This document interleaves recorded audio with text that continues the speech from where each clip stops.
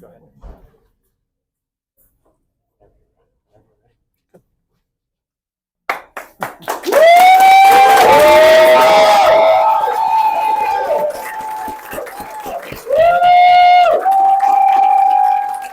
Thank you.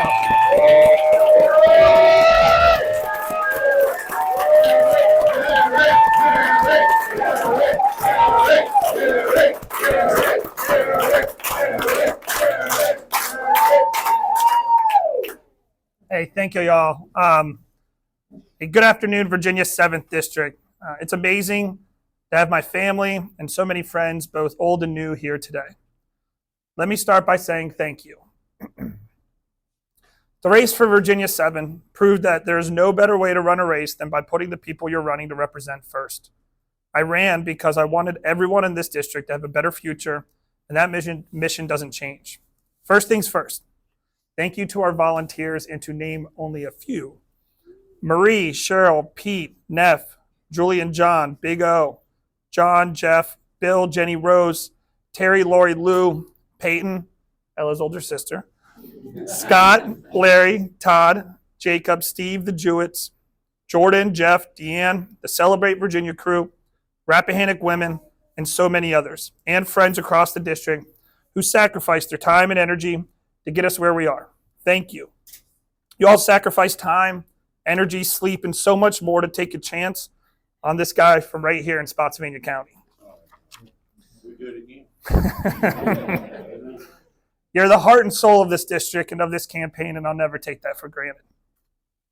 Thank you to the elected officials who have stood by me through thick and through.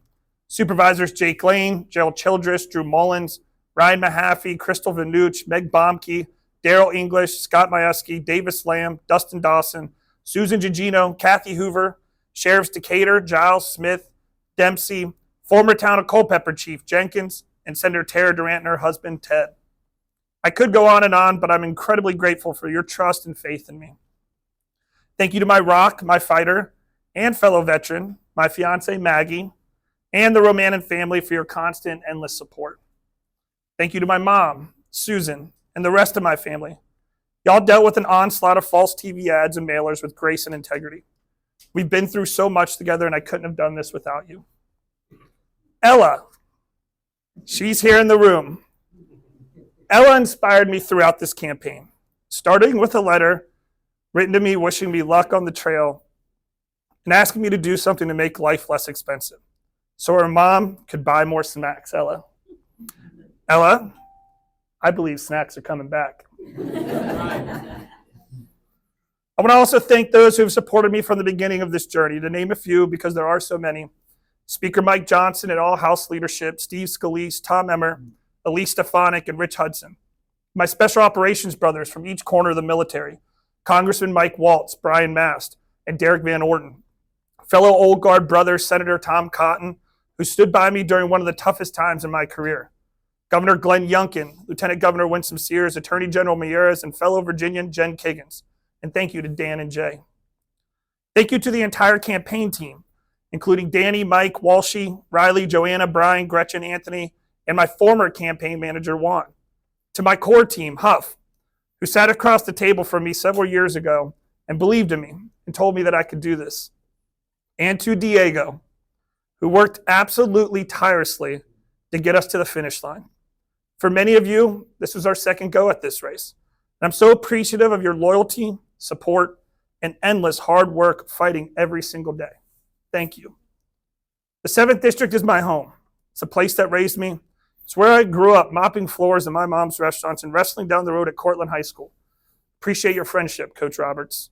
It's where I began my journey in life that took me to Virginia Tech, to the Army, and ultimately becoming a Green Beret, leading Special Forces soldiers across the world, to law school, to clerkships. At the close of election night, there were thousands of ballots unreported. Over the last 36 hours, our team has been camped out at every registrar in the district to confirm that every possible vote was accounted for and recorded. The local election officials and volunteers conducted a sound and democratic process. During that process, we learned that there were over 11,000 provisional ballots still pending that would not be counted until Tuesday. However, Based on the number of outstanding ballots in each county, the results on election day, and our current deficit, we determined that there's no path forward at this time. In the best interest of the 7th District, my home that raised me, it's time to let our leaders get to work. Therefore, I'm here today to formally concede the 7th District race for Congress. Thank you to the thousands of voters who cast their ballot for me.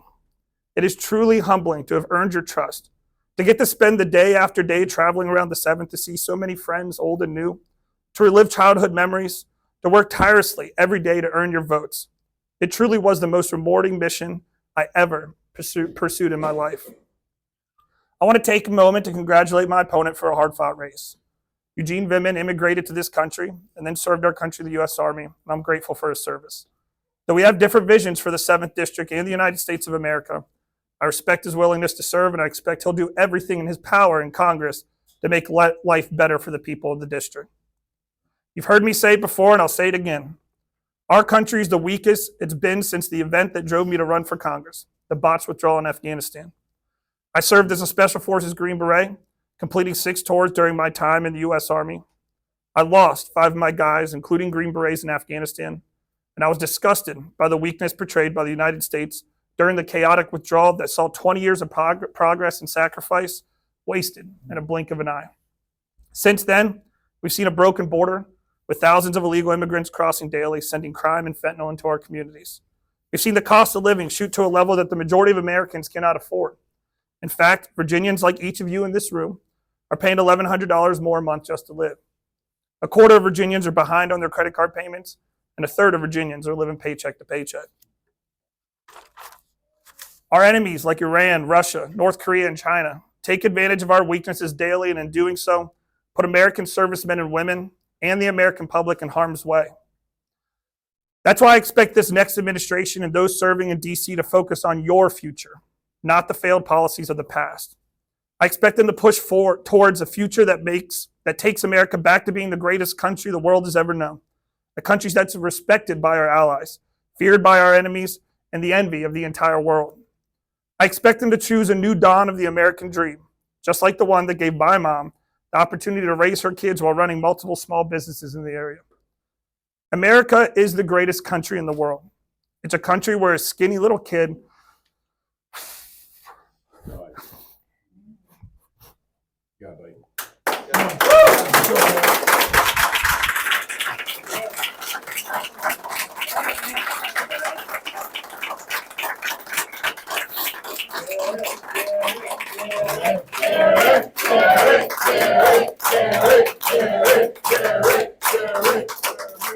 I got stuck on skinny.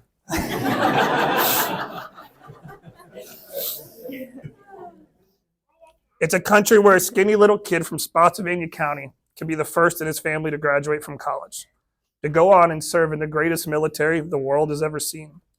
You have the opportunity to earn a law degree, clerk for a few federal judges, and spend some time in the White House, and come back to his home, and be the nominee for Congress, ending his career outside his childhood elementary school.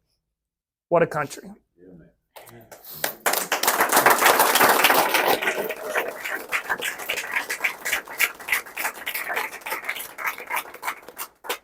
Now, I believe it is fair that I lay out what I expect Washington to focus on, because the people here in the 7th Congressional District made it very clear to me and to my opponent what their expectations are. We expect them to make life more affordable. It's time Washington balanced the budget for once. It's time Washington's #1 concern becomes the impact their policies have on our pocketbooks, wallets, and kitchen tables. We expect them to secure our border to make sure our communities are safe again, our nation is secure, and to guarantee that those who immigrated here legally still have access to the American dream and the opportunity to pursue that dream in a reasonable and attainable way. We expect them to support our allies, our troops, and our veterans in the conflicts brewing and those yet to come. Because I believe, as the greatest country in the world, that we must be able to stand on multiple fronts against the enemies who threaten us and all of those who aid them. Amen. We expect them to fight every single day to make life better for every American, starting here in the 7th Congressional District.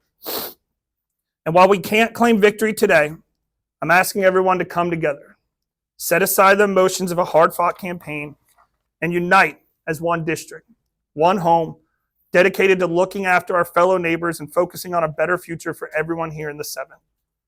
Thank you all again for your trust and your support. It was truly an honor of a lifetime to run for Congress in the district I call home, the place that raised me and the place that shaped me into the man I am today. Thank you.